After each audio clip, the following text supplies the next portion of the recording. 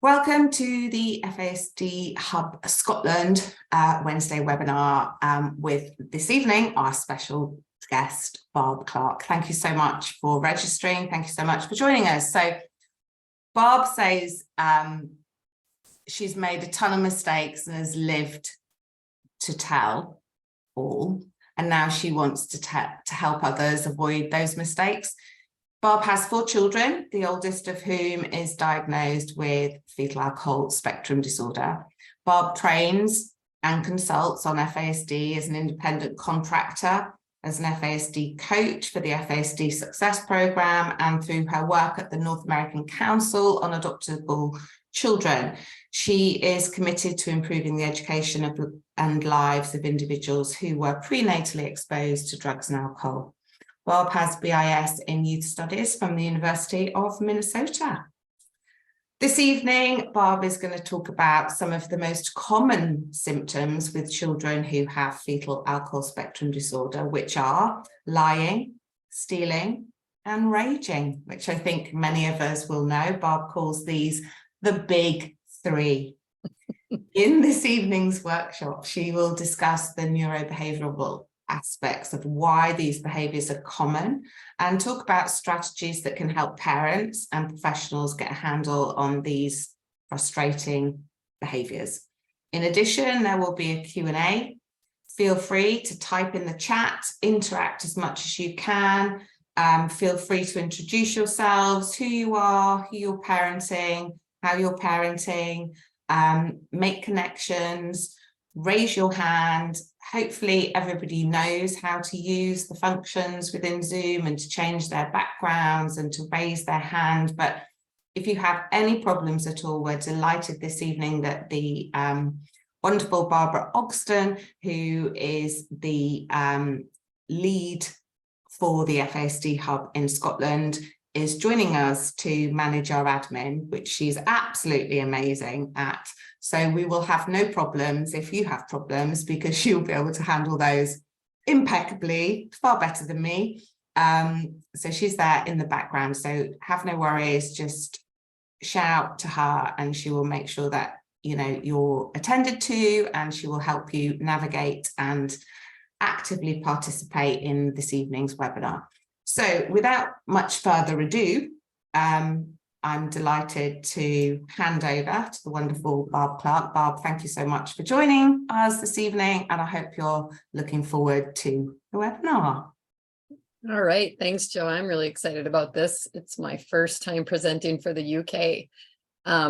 So as Joe was mentioning, my name is Barb, and I am one of the coaches in Jeff Noble's FASD Success Program, the Caregiver Kickstart.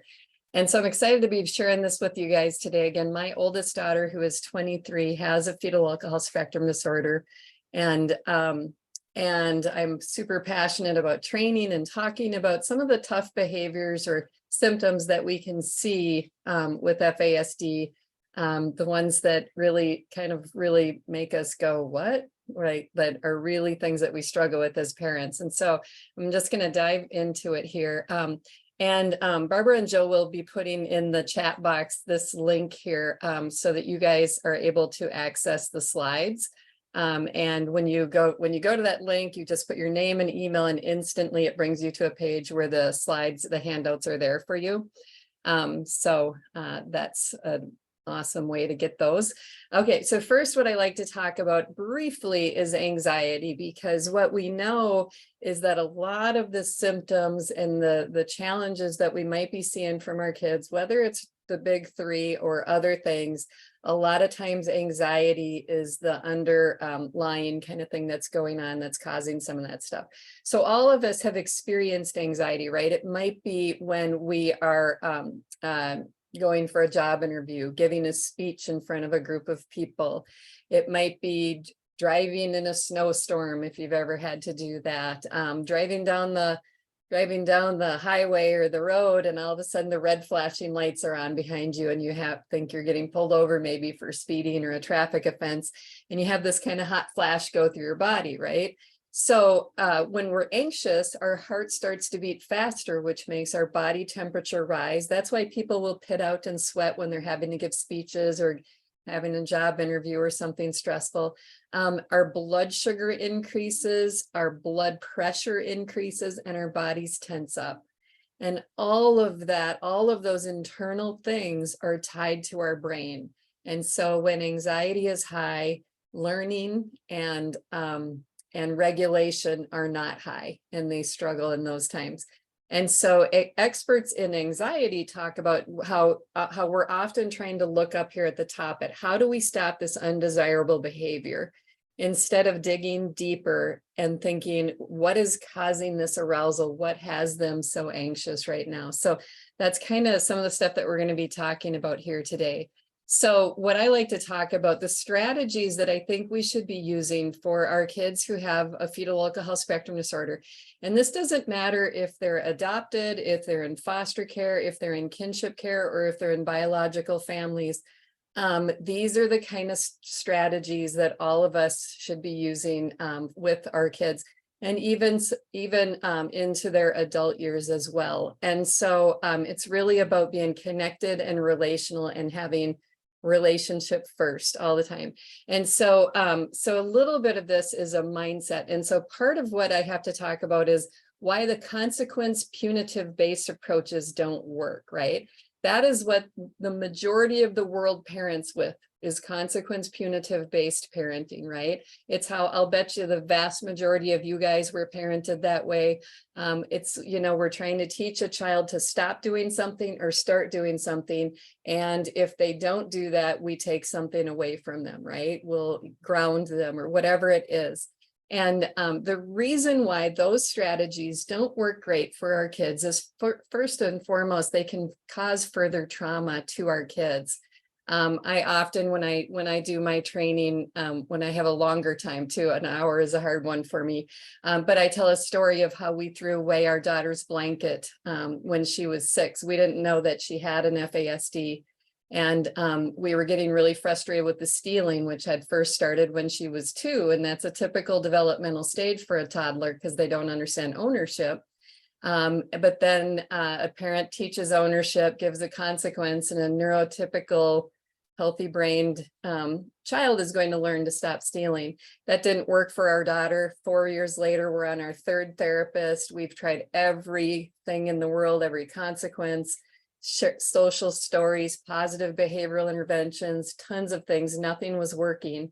And so my husband and I were not great parents back in those days. And we decided we had to pull out the heavy arsenal. And we decided, we sat down and we told her, if you steal again, we're going to throw away your blankie.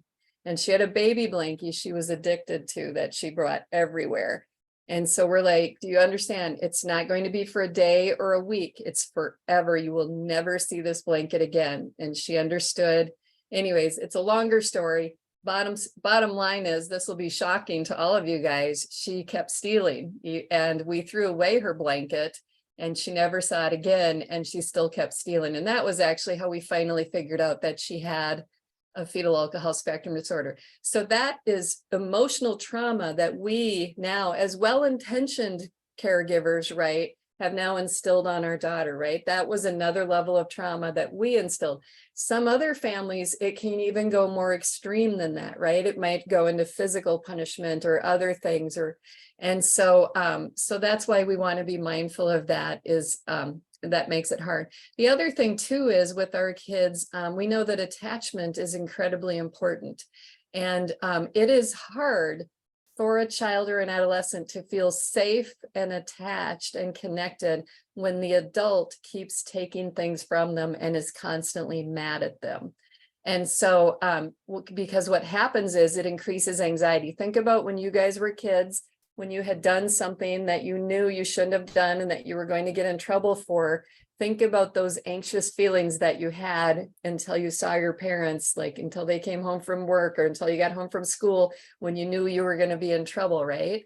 Anxiety increases when we use those type of parenting, structures.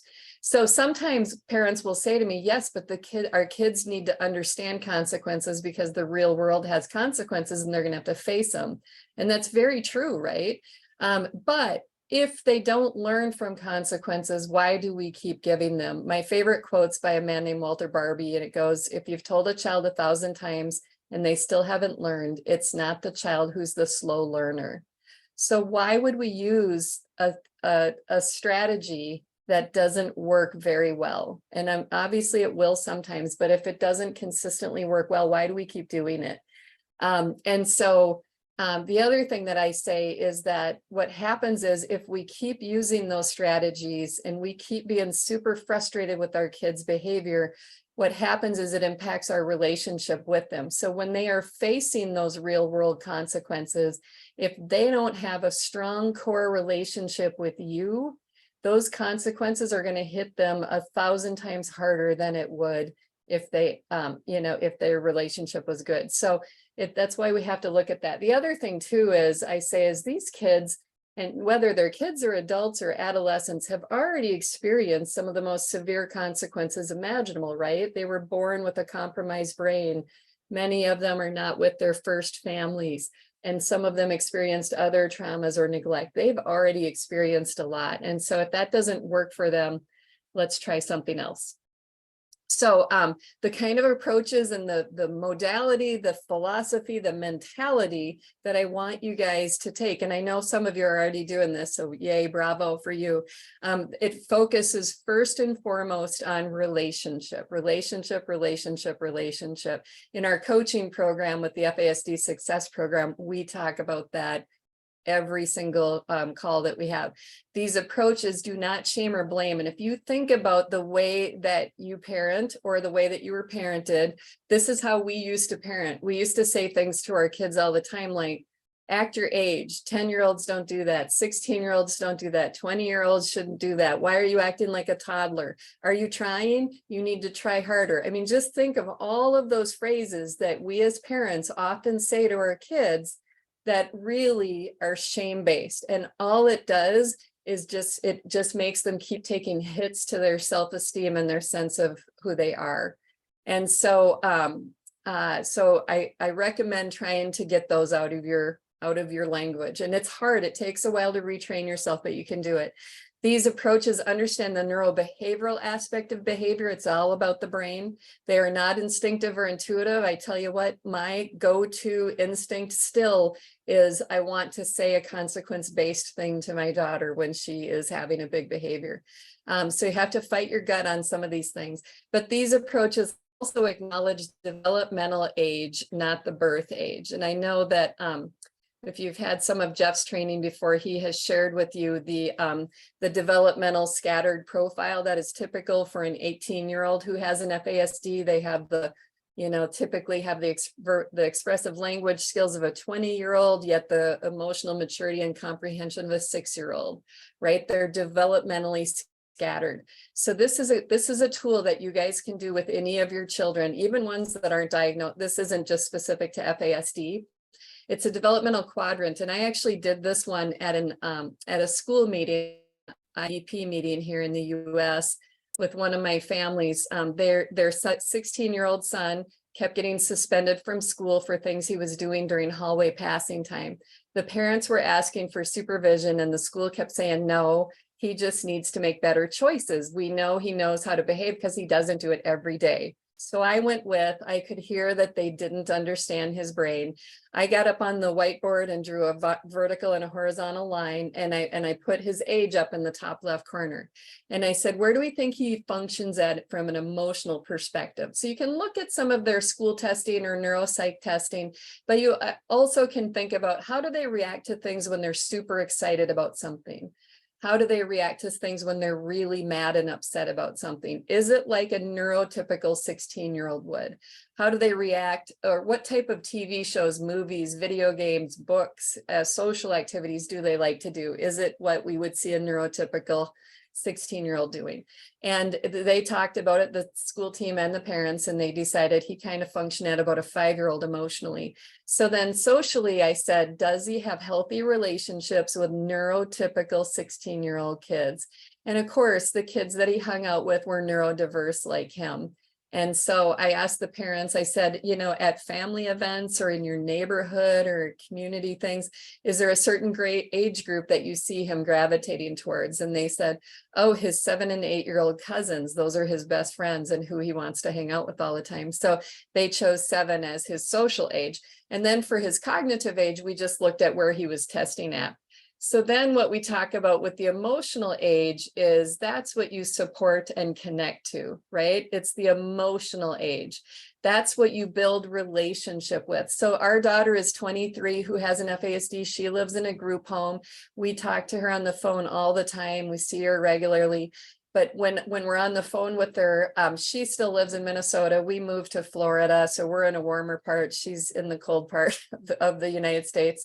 But neither of us like snow. So we decided we're not going to say the word snow anymore with each other. My daughter's name is Akila. And so she'll call me up and she'll be like, Mom, it's snaking here. So snake is the word that she decided fills in for snow. And so now my other kids who are 20, 21, and 22 don't want to sit and talk about that it's snaking outside and think that's corny, right? But for her, it's how we relate and connect and build relationship. Now, the social age is what we need to use to provide support and guidance with and about peers and safety. So that's the social age. So that we have to think about that. If you look at this developmentally scattered profile of this young man, how do you think he's going to do, for example, with a smartphone, with access to the internet and the entire world? How do we think would we say that he could walk 10 blocks home from school unsupervised? Probably not a great idea if this is his developmental scattered profile, right? Because our kids have the thing called dysmaturity, where they're not functioning at their age level. So, so the social age is what we really have to be mindful of when we're trying to help them navigate things around safety and also relationships with other people. And then the cognitive age is what we need to work with our school system to make sure that they are making the proper adjustments in the accommodations and the goals and the expectations that they have. Because often our kids might have an average IQ, right? But yet they have all of these other things that they really struggle at. They have a lot of awesome strengths and a lot of areas of growth. And that's how they, that's how they figure out the IQ, is they kind of figure out the median of all of those testing things that they're doing. And so sometimes the schools are still just not understanding some of the adjustments that need to happen. And what we really need is we need to get schools more trained on FASD, but that's a challenge that we're working on all the time. So this developmental quadrant can be really helpful. Okay, so now we're going to take a test. I'm going to read this story out loud to you guys, and you're going to just, to your computer or to your partner, whoever is sitting there with you, answer the questions out loud for me. You're all going to answer the questions. You don't have to type them, or anything, but you're going to answer them. Okay, so the story goes, last Cerny, Fingeldobe and Pribben were in the nerdlink, treppering gloopy caples and gleaming burly greps. Suddenly, a ditty strezzle boofed into Fingeldobe's tresk. Pribben glaped and glaped. Oh, Fingeldobe, he chafed. That ditty strezzle is tuning in your grep. So that's the story. So my question, I have 5 questions for you guys that you're going to answer. The first one is, what are the names of the characters in this story? What are their names? Oh, you're right. You guys are so smart. Fingeldobe and Pribben. Very good. Okay, what happened to Fingeldobe's tresk? What happened to his tresk? Oh, you're right. A ditty strezzle boofed into it. Can you believe that? A ditty strezzle boofed into it. Imagine that. And what did Pribben do next? Yes, he glaped and glaped. And when did the story take place? When did the story take place? Last Cerny. You are correct. You guys got 100%. Yay, jazz hands. 100% on your quiz. But I have one final question, and that is, what does this story mean? What does it mean? Well, we have no idea, do we? Right? It's a bunch of, one of my families calls this my gobbledygook story. This is a corny little exercise to help us understand comprehension. right? A lot of our kids struggle greatly with comprehension, but yet they are savvy enough, they are smart enough, they are intelligent enough to know the answers to the questions and what the adult wants to hear, whether it's at school or whether it's at home or wherever it is, sitting with the police, things like that. They kind of know sometimes what they're supposed to say in the moments, but it doesn't mean that they comprehend it in that moment. And so I was a legal guardian for a young man who had fetal alcohol. His family hired me to do that, and I did it for 3 years. And I brought him to an intake meeting for adult mental health case management. He paid great attention. It went really well. And we got in the car. I was driving him back to his home, and I said, well, what did you think of that? And he said, I have no idea what you guys were talking about. And I was like, what? Because he really seemed like he was getting it. And he agreed to all this stuff. And I said, are you serious? And he goes, I just said whatever I thought you guys wanted to hear so that meeting would be over. And who doesn't feel like that in those intake meetings, in the meetings with our social workers, in the school meetings, right? None of those are really fun kind of meetings, but yet our kids do it outside of those meetings too. I started to realize my daughter was doing the same thing all the time. And so what I started doing is I would stop in a meeting especially, and I would figure out what are the 2 things I really need to make sure that they comprehend. And then I took notes in my phone. I had a little app, and I would just put down some other bullet points of here's some other things I should check with him or her on in the next week. And I found that about 70% of the things I was guessing that they weren't understanding, I was correct on, but yet I couldn't stop for every single thing because in that meeting, they're going to feel dumb, right? So you have to pick the things, figure it out, but really dig into comprehension. I'm super excited to see that there's a teacher here. Thank you for coming, teacher. Maybe there's more than one even. Okay, so some of the top strategies, reminding ourselves that it's about a brain injury. We're dealing with a compromised brain. People will say brain damage. You figure out the language that works in your family. We use the term brain injury in our family all the time. But also we need to be patient and give grace. So the story I share on this is I have a friend whose mother died from Alzheimer's several years ago, and she was in memory care, and and all of the family took turns bringing her to church every Sunday, and they were Catholic. And one Sunday it was her 21-year-old grandson brought her to church, and during Mass they went up for communion. The priest gave the wafer to grandma and said, body of Christ. And grandma said, I don't want that effing wrinkly wafer. Only she said the F-bomb. I'm not saying it because I don't know if you have kids around right now. But, and her grandson is like whispering, grandma, it's okay. And she says, F if it is, really loud.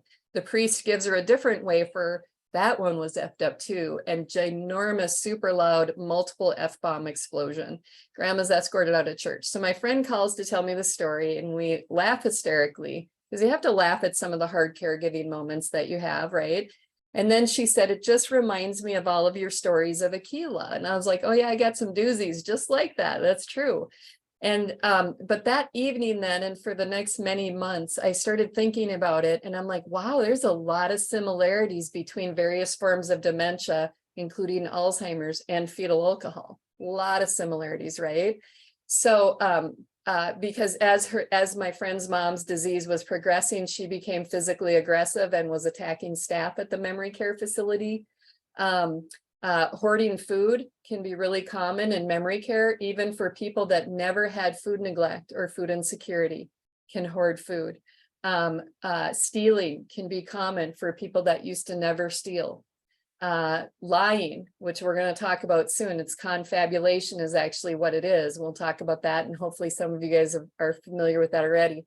But so a lot of the behaviors and symptoms that we see with people who have various forms of dementia are similar. So what this does for us is this helps us to kind of come to terms with the fact that this is from their brain injury. This is not willful disobedience. This is not them being a-holes. This is not them making bad choices. This is them struggling with compromised brains that were impacted in the areas that would help them in those choices, in those behaviors, in those symptoms, right? So just be mindful and think about that. And because here's the difference. Did we take away grandma's phone time that evening? Did we say, grandma, you can't watch TV tonight? Grandma, you don't get to go on the community outing to the bingo hall this week.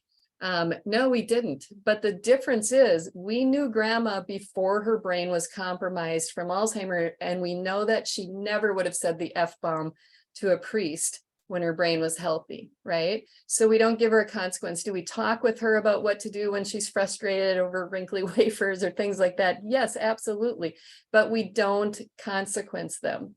And so I think our kids deserve the same type of grace and patience and understanding we would give somebody with Alzheimer's. We also see similar symptoms with traumatic brain injuries for people that, you know, had huge changes in some of the symptoms of how it played out. So it's just a way that can help us be more patient and give more grace. Now, it doesn't mean still that all those behaviors aren't frustrating as a caregiver. For sure they are, but you can, what I felt in myself and my husband is we were able to be much more patient, much more connected and relational in our strategies when we finally understood where FASD was coming from more, and that a lot of the stuff was you know, she just wasn't able to control at different ages. Okay, so we also need to change the environment, right? Like what kind of changes can we make? Well, we keep teaching them not to steal, not to rage, not to lie, whatever the thing is, right? We want to, it's what we do know about fetal alcohol is there's no one and done. It is repeat, rinse, repeat, rinse, repeat for years and years and years. It just can take a lot longer for them to kind of gain a skill that you know, a neurotypical kid might have gained many years ago. So, so change the environment in the meantime, make the changes, have a lockbox, have things like that so that we can prevent the stealing from happening as often, things like that. Don't ask why. We love to ask them, why did you steal this? Why did you hit your sister? Why did you do whatever it is, fill in the blank, right? Poop in the front yard. That's a good one that we had many years ago. The why doesn't matter. And it really just sets our kids up to lie because they either will say, I don't know, I don't want to talk about it. And then we keep pushing and then they will start to confabulate and make something up. And now we're mad at them for two things. We're mad at them for the original offense and now the fact that they're lying. So don't ask why. The answer to why is because they have a compromised brain. And then forgive, forget, and move on. So we've got to kind of move on from the stuff. So not hold a grudge, right? Okay, so let's keep going. Now I'm going to dig into the raging. First, I just have to say all kids are different, right? Some of these strategies might work and some might not. Most of them, you've got to try more than once, though it takes a while, but there might be something I say that you're like, that is clearly not going to work for my kid. And you know your kid the best. So you do you, people. Okay, so we're going to dive into this. So when I was the parent, the caregiver at every conference I could attend when my daughter was younger, and at the end of all the professionals' presentation, my hand would go up and I'd say, but what do I do about the raging? All that other stuff is great. I get this, but the raging is putting us over the edge. And they would say, well, figure out what the triggers are and then avoid those triggers. And that's true. You can avoid a lot of the triggers, especially the sensory-based triggers. We can avoid most of the time, you know, there are many things we can do to avoid them. But the most common trigger is what? Not getting what they want immediately when they want it, right? When we say no, and even if we don't say the word no, they know that we're saying no and it still doesn't work. Even if we're like, well, not today, whatever it is, it doesn't work because they are the here and now kind of kids. And so, so the other thing that they would talk about is distracting them, right? And sometimes that will work. The more creative you can get on a distraction, the better. You also want to do it as early in the escalation as possible. It's more, you know, if we've got the zones of regulation, green, yellow, red zone, once they've entered into that yellow zone in that first half of it, and is when a distraction is much more likely to work.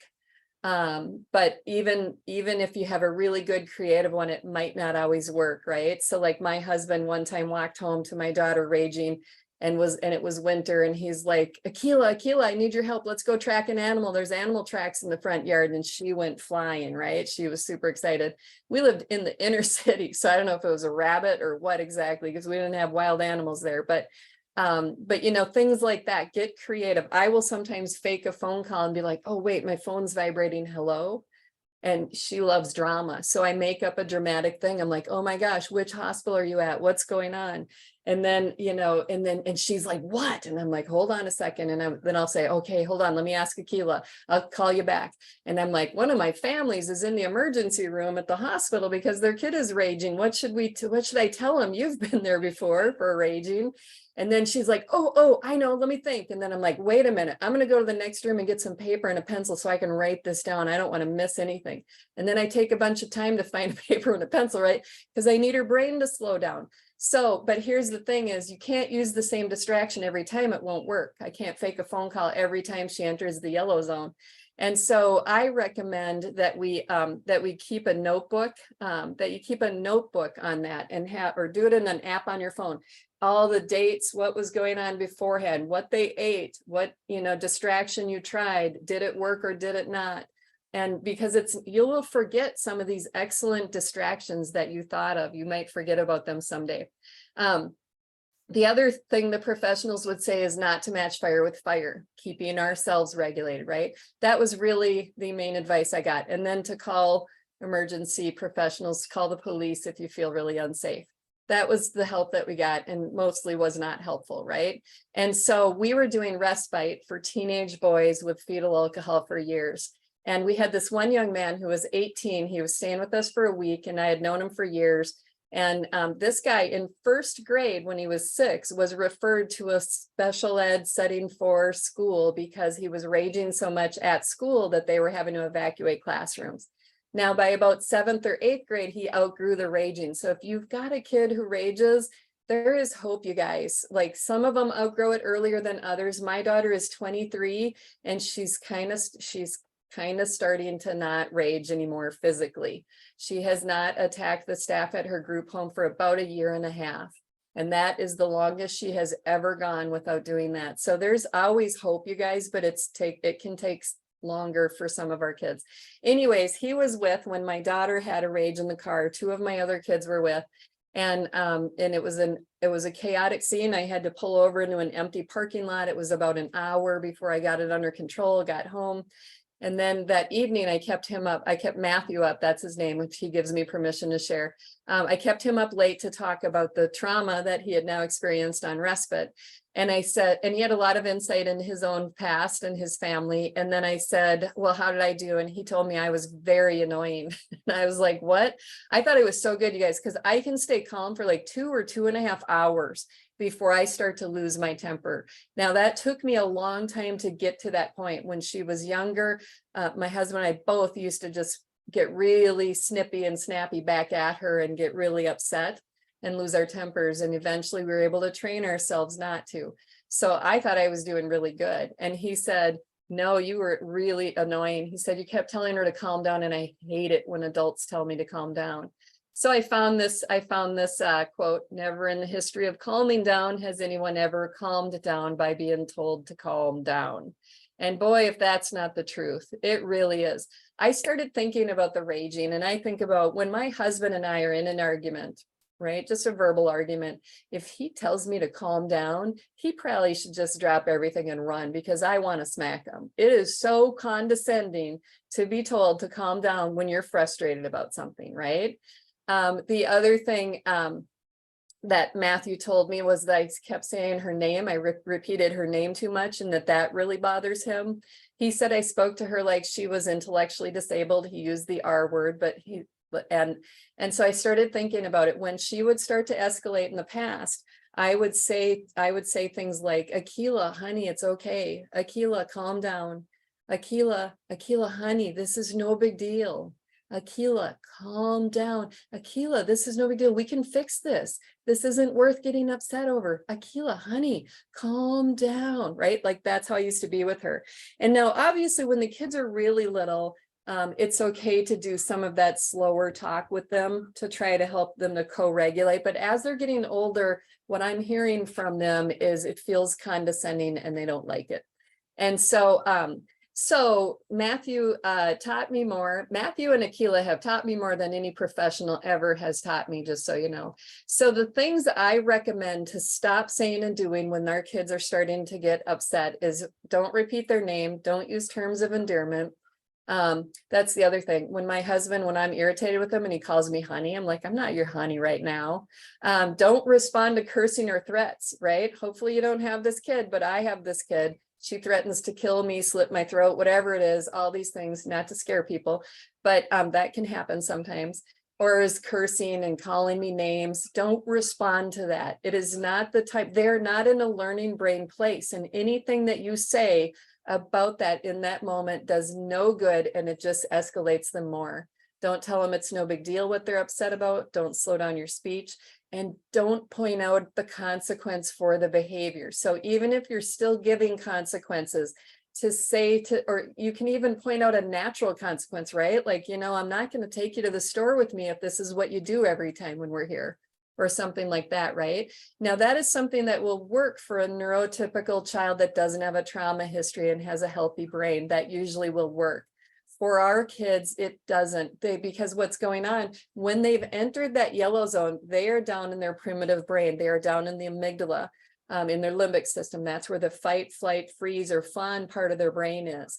And so when they are down there in that brain, part of their brain, they're not in a learning place. So when you point out a consequence, they perceive it as a threat. We have just threatened them. And all it usually does is jacks them higher into the red zone.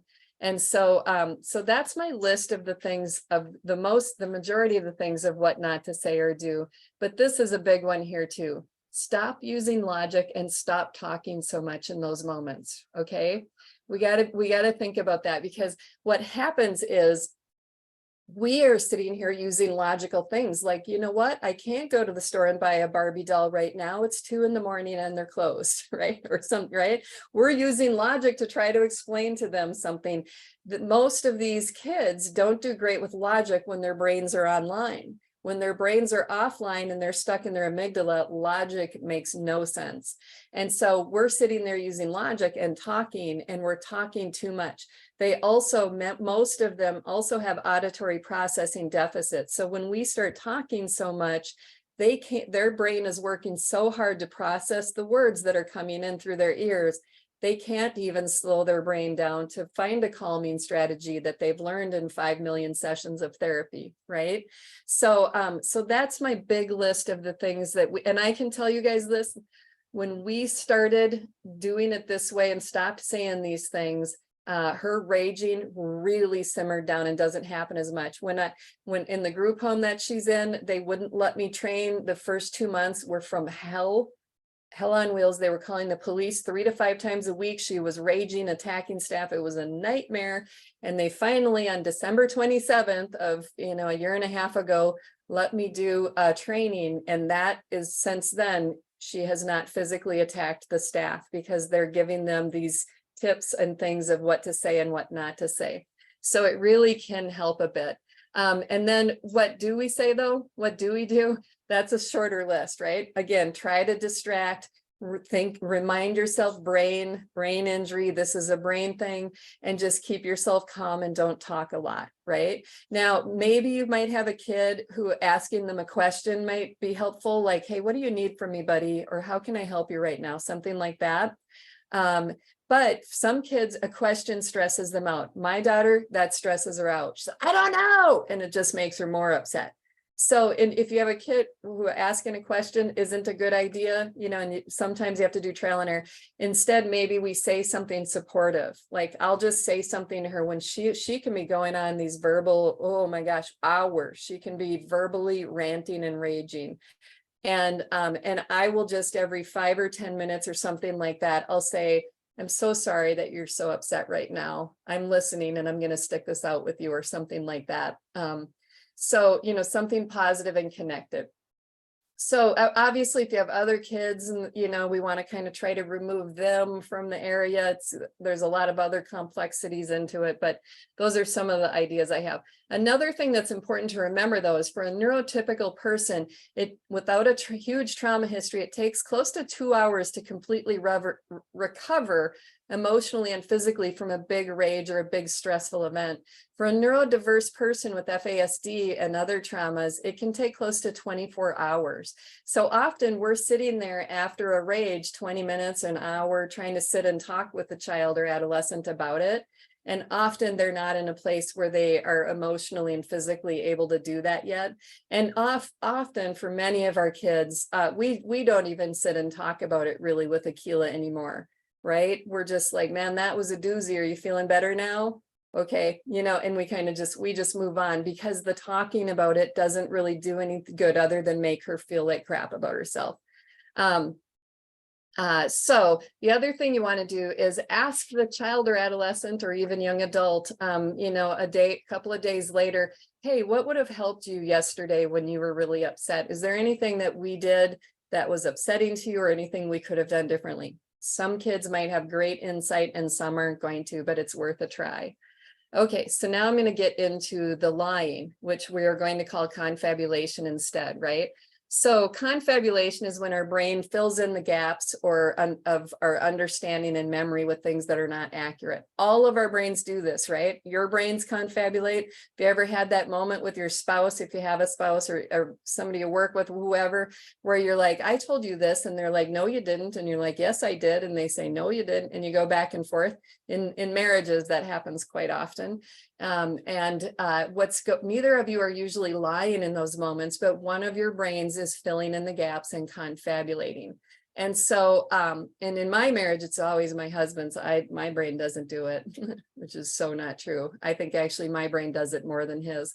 But the most common times for our kids' brains to confabulate is when they're anxious. So first and foremost, when they're in trouble or perceive that they're in trouble.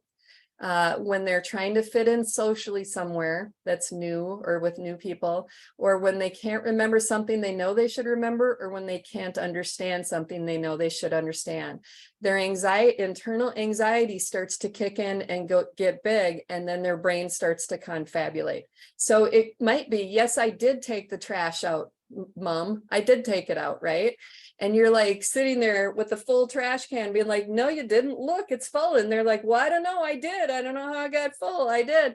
Well, they're remembering 6 weeks ago when they took the trash out, right? Or their brain is making them think they did. And so 100% confabulation, especially when you're sitting there showing them the proof it's not true and they still don't back down.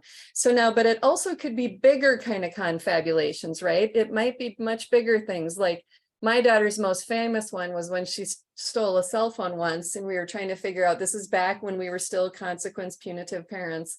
And we were trying to figure out, you know, who she took it from. And she said, Justin Bieber. And she said he was at her school that day performing, which he was not. And the more I fought with her on this not being true, the bigger and more ridiculous the story got. And so, I mean, he sang 47 songs. He changed his clothing 3 or 4 times. Selena Gomez was with him. It just kept getting bigger. I got on his website, found his touring schedule, and I'm like, look, Akila, he's in Brazil. There's no way, you know. And I think this is my mic drop, Mom wins this power struggle. And she's like, well, he must have got on a plane right after he sang it was first hour early this morning. That's like, oh my goodness. What? So that was a confabulation. Now, a day or two later, when I bring it up, she'll say, when I bring up, oh, hey, you know that cell phone that you said was Justin Bieber's? She's like, oh, that's not what I meant. Or she'll say, oh, I was teasing, right? Because now her brain kind of knows. Sometimes they might still stick up for that, right? Well, what we started doing is we started to teach our daughter about the word confabulation just a few years ago, right? Probably 4 or 5 years ago. And now then in the last year, what we've started doing is we say to her, oh, honey, because of your brain injury, because of your fetal alcohol, sometimes your brain starts to do this thing called confabulating, where it starts to fill in things in your memory that aren't working right. And it's almost like it's trying to trick or confuse you. And you have to let mom and dad or the staff at your group home, the staff at school, you have to let us all, we're going to help you know when your brain is doing that, because otherwise people think you're lying and they don't want to be around you. And I'm like, but your brain isn't lying. So this is what we've been doing for a little over a year. And there's been a handful of times in the middle of a confabulation, you guys, where she has stopped and said, Mom, is my brain doing that big word? Because she can't ever remember the word confabulation. And I say, oh my gosh, it is. And I am so proud of you. The first time she did that, we had to go out for dinner to celebrate because we were so proud of her and made a huge deal about it. So just trying to move away from the shame-based parenting. And imagine if we could have been doing that her whole stinking life. Imagine the rages that we would have avoided. Imagine the hits to her self-esteem and our relationship that we had over the years when we were so mad at her for lying to us all the time. Nowadays, the lying doesn't bother me in the least, right? Like, it's so funny how it doesn't even bug me anymore like it used to. And part of it is if you have a rager, the raging is the thing that bothers you the most, usually, if you've got that. Okay, so moving on, I got to skip some of these things because I'm running out of time. Wait, now, was that the one? Okay, so I'm going to give you an example of how when we stopped using consequences all the time, how it worked. So as I said, our daughter has had issues with stealing since she was 2. And when we finally started to learn that we needed to parent her differently, we sat down with her and we said, honey, we're starting to understand that the stealing is a part of your brain injury. It's still something we want you to learn to not do, but we're not going to be mad at you or disappointed in you when it happens, or give a consequence, but we will talk about it every time. And so one of the next times that she had stolen, it was a cell phone, because she had stolen dozens of cell phones back in the day. And so I found it and I brought it to her and I said, honey, who do I need to get this back to? So even the way I brought it up was in a non-shaming, non-finger pointing kind of way. And she said, oh, that's Dr. Jetts. And I was like, oh, our school superintendent? And she said, yes. And I was like, okay, well, where was it when you, and this is a true story, where was it when you took it? And she goes, well, you know, I go into the district offices every day at lunch to say hi to the secretaries, because she's super social and sweet, as most of our kids are. And so, so I said, yes, you know, I know that. So when she went in there that day, nobody was there and they had left the door unlocked. So I said, when you saw his phone sitting there on the desk, what did you feel right away? And she goes, I got really excited, Mom. And I said, okay, what happened next? And she goes, I grabbed it. And I said, how did it feel when you were first holding it? And she goes, oh, it felt so good. Because Mom, you know, I've wanted a cell phone my whole life, right? And I'm like, I sure do know that. And then we talked a little bit about how he felt, how the secretaries felt when they came back. And, you know, if they maybe spent a lot of time and if somebody got in trouble for not locking the door. And then I said, well, how do you feel now about having taken it? And she said, not good. And I said, why? And she said, because it's stealing and it's not mine. And I should preface this to say it's a lot of our kids, especially when they're younger, but many of them, even as they're growing older, don't understand ownership. Now, some of our kids, though, understand ownership, but don't have that filter, that impulse control. Then that's my daughter. She understands that what she's taking is not hers, but she doesn't have that impulse control most of the time to stop it. So I said, how do you feel now about it? She said, you know, that was stealing, so I shouldn't have done it. And I said, what should you have done when you felt that urge, when you saw that phone? What should you have done instead of taking it? And she said, well, I'm supposed to tell the closest adult. And I said, why didn't you? Because that's what we were training her for years in therapy. We had the entire school staff know if she ever comes to you and said, I felt like taking something, they're supposed to say, oh, I'm so proud of you for telling me. Let's go to the counseling office and find somebody to talk through that with you. So anyways, I said, why didn't you tell an adult? And she just looks at me like I'm dumb as can be and goes, Mom, I told you there weren't any there. So that's the concrete brain of somebody that's not great at solving problems, right? And so I'm like, oh yeah, that's true. Where's the next closest adult then, even if it's not in that same room that you're in? And we talked about that, right? So this is the approach that we used. And after about 1.5 years of those conversations, she stopped stealing and has not stolen for over a decade now. So that's just an example of how, and we had tried to ask her all of those questions, you know, how did it feel when you took it? How do you think they felt? How does it feel now? For years in therapy and at home and at school. And every time all of her answers were, I don't know. I don't want to talk about it. I don't want to talk about it. Or she might confabulate, right? But now, because she knew we weren't mad at her and taking something away from her, now she was more likely to be able to stay more regulated and to answer those questions. And eventually then that it clicked and worked for her. Now, again, it took 1.5 years of that, but it was worth it, right? So that's just an example of how this can really work. So and I didn't get this changed on here yet. I actually have a new slide called bears. So what I want us to do is be a behavioral detective, right? Or go on a behavioral safari for a bear. So bears is going to stand the first thing, and I'll send this to you guys, to Barbara and Joe so that they can share it with y'all. But bears stands for B is brain first, right? Think about the brain immediately. And then I want you to think about their emotional age. That's the E. E in bears is emotional age. So what is their emotional age in this moment? What are we dealing with right now, right?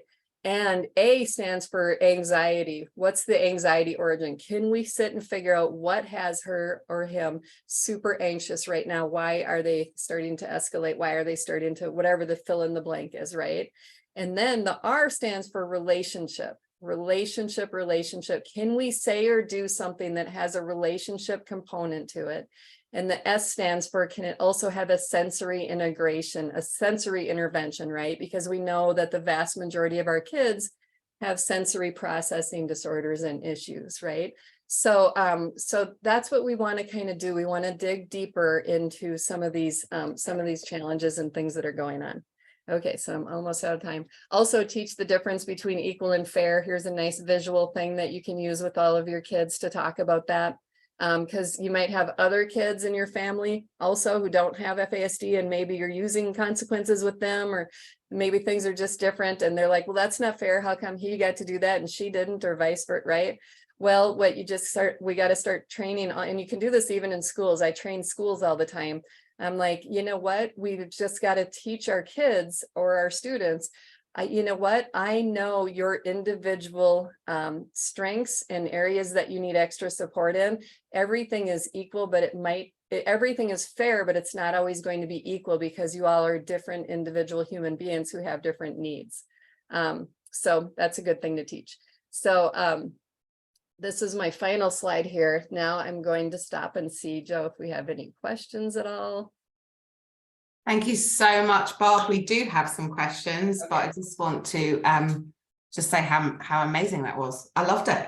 Thank you. I got a lot myself. I love the dementia section, and there's been quite a few comments about in our chat about thinking about it like that. That's a new thing to me, but I think it just makes so much sense. Don't say calm down. I think I definitely do that, and I've got a 12-year-old. Totally, even though I try not to, I still do say it, and I probably say it too much. And stop talking is a thing I've started doing a lot, and I've now got myself like 2-3 phrases for my own situation, which has definitely made a huge difference, but I'm way behind. So I'm hoping that people who are this evening, I've got loads from it, but the comments totally amazing. I've learned so much. Like the comments are just coming through quick and fast, but there are some questions, so I'm just going to, I know we are short of time, so I'm going to do the questions as soon as I can. So Caroline has said, I find if my 7-year-old son is raging and I use distraction, if he realizes that the distraction is false, he escalates further. So any suggestions? So so that's where we want to, it depends on how savvy your kid is, or how, so then you don't maybe want to use distractions that are false. Like I've done some of we've had a lot of car rages, as I'm sure many of you all have.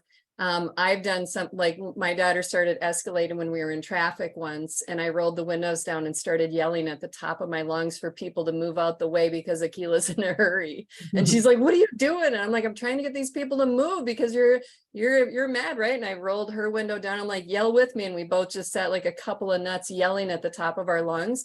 And it's become a bonding thing for us. Every time we're in traffic, we do that now. And so sometimes, and like I've done other things too, where like I literally one time when she was starting into that yellow zone, I like just went running out the front door and started like doing cartwheels in her front yard and singing. Like it just like, you just get so desperate to just pull anything out of your butt that you can think of in those moments. And so, you have to be mindful if you have a kid where if they're savvy enough to figure out some of the things that might not be true, then you've got to use different ones. You gotta move and be and inventive. get connected with your community here, right? You guys probably have a Facebook support page. Get in there and put a comment that's like, hey, what distractions have you guys used? Like, learn from each other, because that's where I either learn stuff from my daughter or other kids that I've worked with on the spectrum, or other parents. I learned way more from all of them than I did from any of the professionals. Yeah, I think connecting with parents is just crucial for me, particularly. If I had not connected with parents, I wouldn't be where I am, especially because if you connect definitely with parents that are in front of you, but you've got older children, they're so beneficial on your journey. So it's the best thing you can do. So Caroline has asked again, I find it hard to remain calm myself because I'm anxious about the level of aggression coming my way or the damage to property that may occur when he hears my anxiety. He obviously escalates further. So how should she address her own fear and emotions to be calm in the critical moment when things are escalating? Yes. That's hard. And again, it's, people have different temperaments, right? We all have different temperaments, and as far as how calm or not calm or all in between there that we are. And so that's where a lot of times, if this is something that you struggle with, like trying to work with a therapist or trying to do some of the mindfulness kind of stuff, and working on different kind of breathing or tapping. I know families that will go like this and do the tapping stuff or that, or PQ reps, like gotta go this way. There's all these different kind of things and ways of doing that. So so that's where we have to kind of figure that out. And part of it for me is that I feel like it does help really if you make sure that at a really deep level inside your brain, that this is something they can't control. Because when you're sitting there and just we get mad at them, and it makes our anger more.